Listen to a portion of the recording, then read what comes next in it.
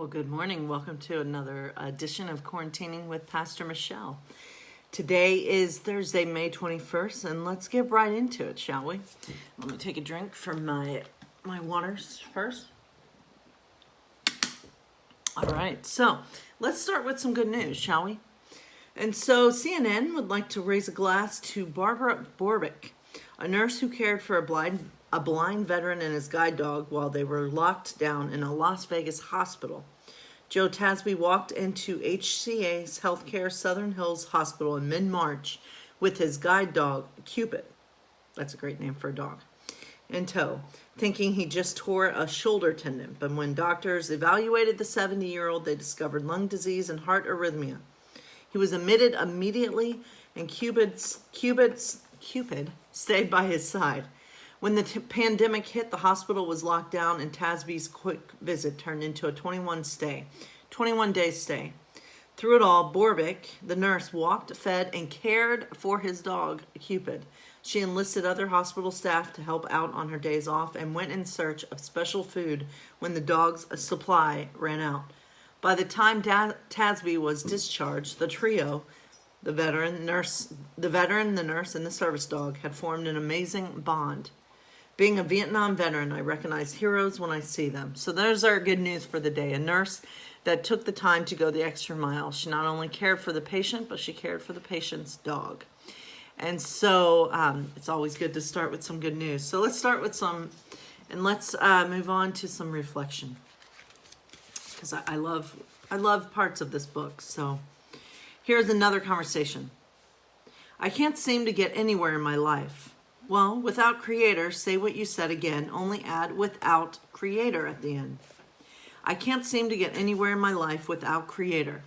Did you hear that? Anytime you're telling yourself there's something you can't do, can't solve, can't change, can't accept, say it out loud and add without creator. Add the same words to all the things you can do as well. I can get anywhere in my life with creator. I think you're getting it. So when my energy is low, meaning I don't feel at my best in terms of creativity, inspiration, attunement, or rest, I let Creator have my flow and ask only to be a channel. My deepest audience connection has always happened when I do this. So on my way to a podium nowadays, I say to myself, okay, Creator, you and me, one more time. When I surrender the delivery along with the outcome, the anxiety and the expectation, everything becomes miraculous. It's a recipe for life, really. And so let's begin with a moment of prayer. Our Father and Mother, who art in heaven, hallowed be thy name.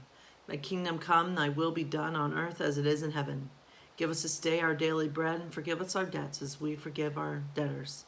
Lead us not into temptation, but deliver us from evil. For thine is the kingdom, and the power, and the glory forever. Amen. All right, friends. So our woman of the day is Isabella I, the Spanish queen who united her country and started an empire. So let's hear about Isabella. She was born in 1451. She was the daughter of King Juan II of Castile and Isabella of Portugal. At that time, Spain was not a single country, but was divided into several different regions, and the two most powerful were Castile and Aragon. Her father died when she was 3, so most of her childhood was spent quietly with her mother, away from court, where the intelligent little girl was given a great education. She was known as Isabel I de Castilla in Spanish. And so throughout most of history, marriages were not made for love, but were arranged, especially for royalty.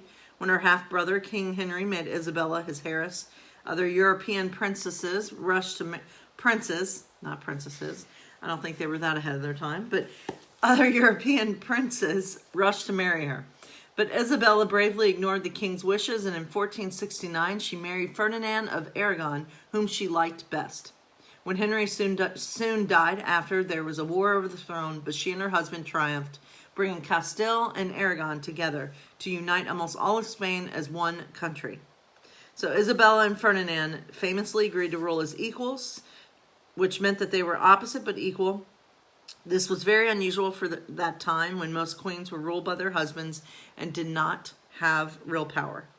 Spain still had many problems, and things were not easy for the young new queen. For nearly 800 years, southern Spain had been ruled by by the Muslim Moors from North Africa, a highly civilized and educated people. But Isabella and Ferdinand wanted to bring the whole country together as one, fighting a war to push the Moors out of Spain. Isabella was fascinated by a military strategy and was very involved in the war. She lived at the front in a tent like her soldiers, raising her youngest daughter, Catherine, there, riding out to review the troops, and establishing military hospitals to help wounded soldiers. Finally, after 10 years of fighting, Isabella and Ferdinand pushed out the last Moors from Granada on January 2nd, 1492. With Spain unified, Isabella looked outward, and an Italian explorer named Christopher Columbus, which many of us know who that is, wanted to find a new trading route to the East Indies. So Isabella herself paid for his 3 ships. In fact, he found what he now known as the West Indies, claiming the land for the Spanish queen and its people as her subjects. He brought back some of the native people as slaves, but Isabella set them free. She was not always generous and kind, and under her reign, the terrible Spanish Inquisition began. The Catholic Church used its great power to force any Muslims or Jews who did not convert to Christianity to leave Spain. This was a huge loss to Spanish culture and made the country a place where very strict Catholic values ruled everyone's lives for many years. Her reign was a mixed one because although she did things we strongly disagree with now, she also introduced many changes to help women and the poor. She pushed for better education for women and also improved the way prisons were run, making sure that poor people had the right to be defended by a lawyer paid for by the government. Although she and Ferdinand treated Muslims and Jews terribly, in other ways she made the lives of ordinary Catholic people better. So even though many of her decisions were harsh and today we believe them to be wrong, she was still a strong ruler. She had unusual power for a woman and used it to unite a vast area of land with many cultural differences into one great country. Her interest in the world beyond Spain started a vast empire, and she was deeply concerned about ensuring fair treatment for the native peoples of new lands.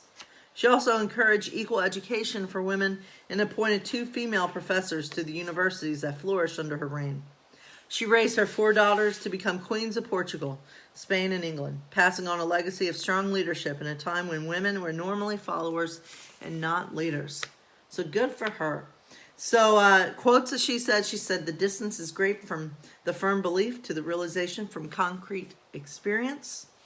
And she said, I will assume the undertaking for my own crown of Castile, and I'm ready to pawn my jewels to defray the expenses of it.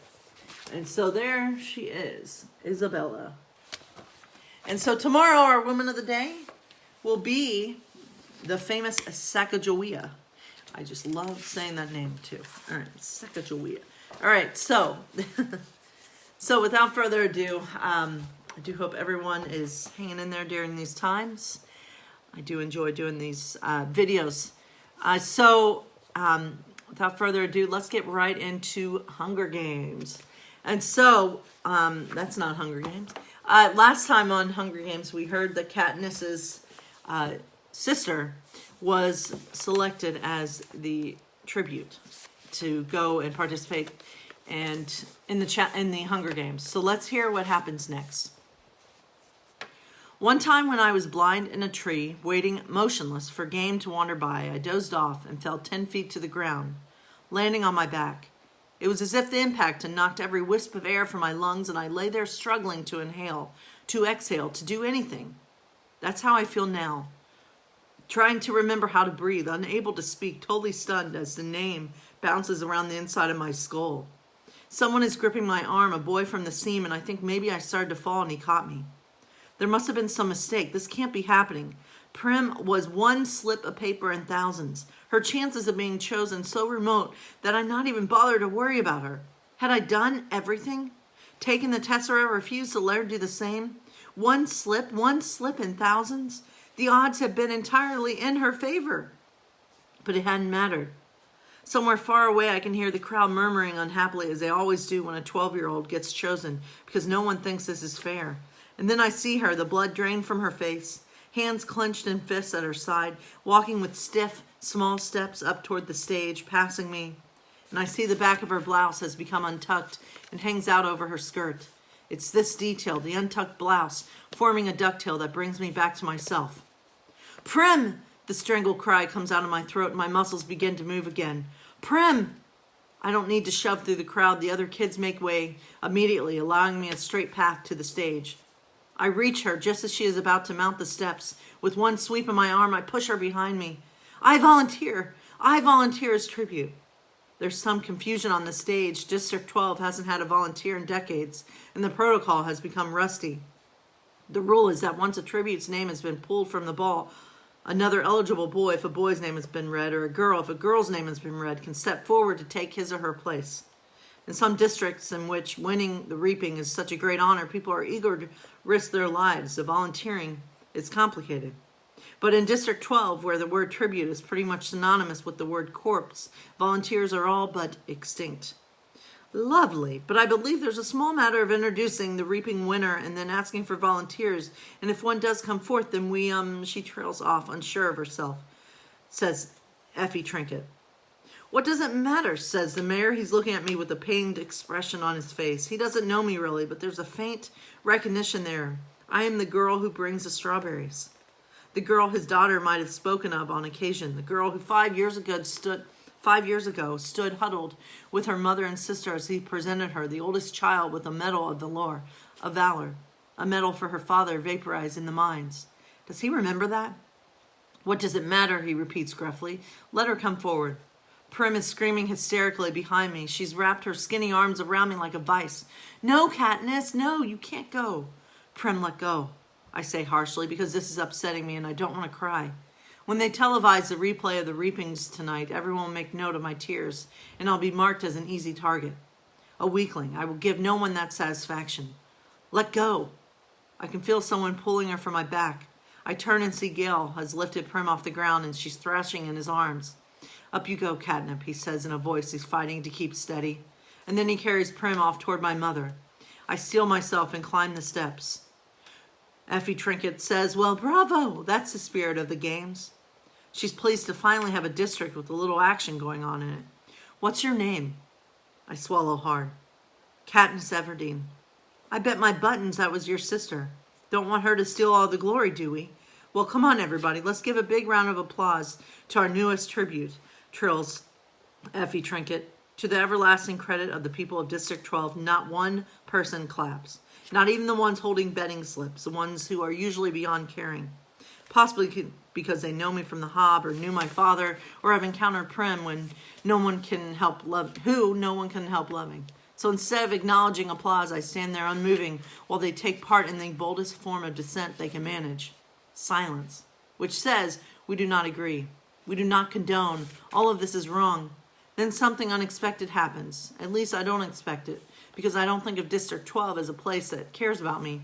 But a shift has occurred since I stepped up to take Prim's place, and now it seems I have become someone precious. At first one, then another, then almost every member of the crowd touches the 3 middle fingers of their left hand to their lips and holds it out to me.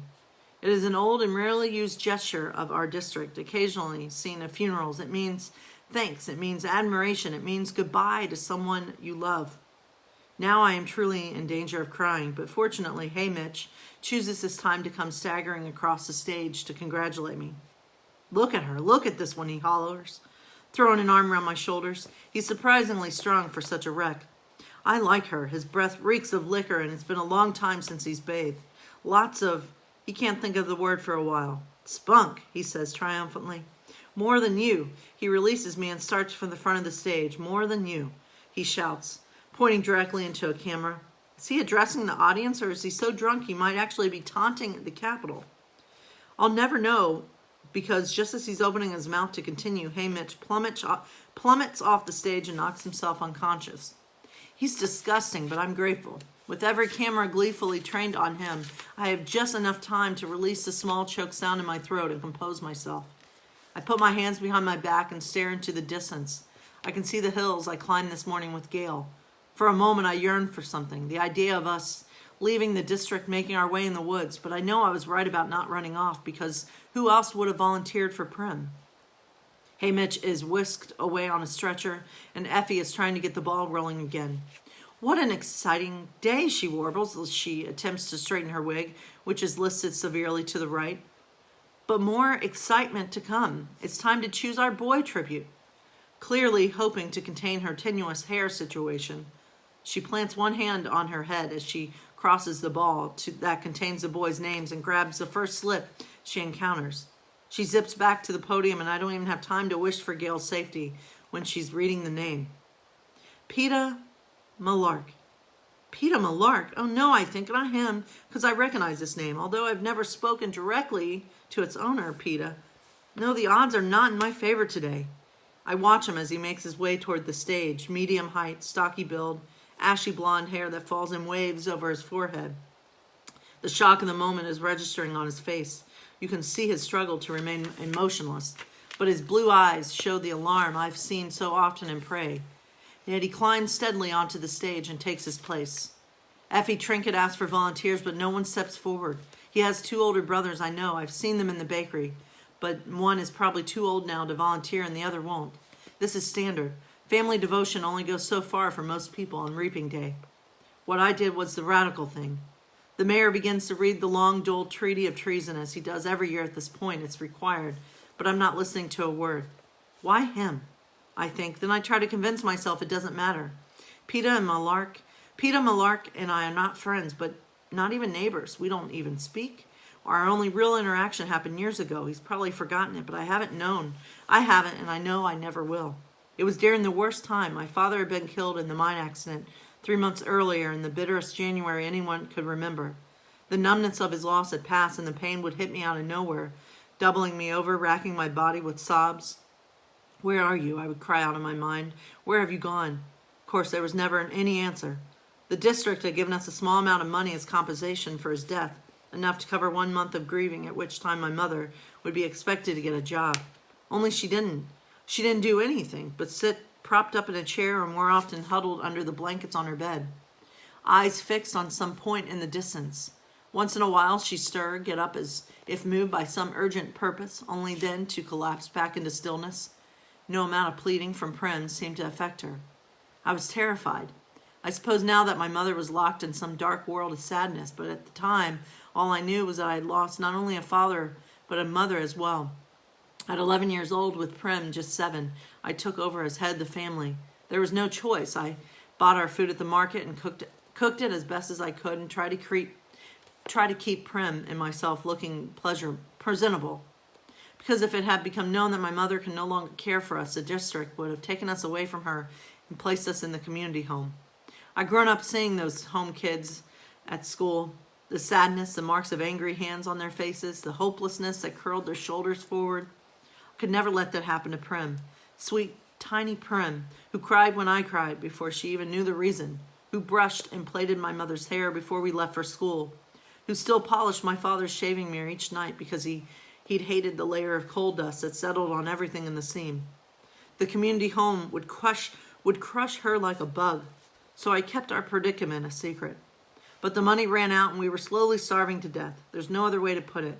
I kept telling myself if I could only hold out until May 8th, I would turn 12 and be able to sign up for the Tessera and get that precious grain and oil to feed us. Only there were still several weeks to go. We could well be dead by then.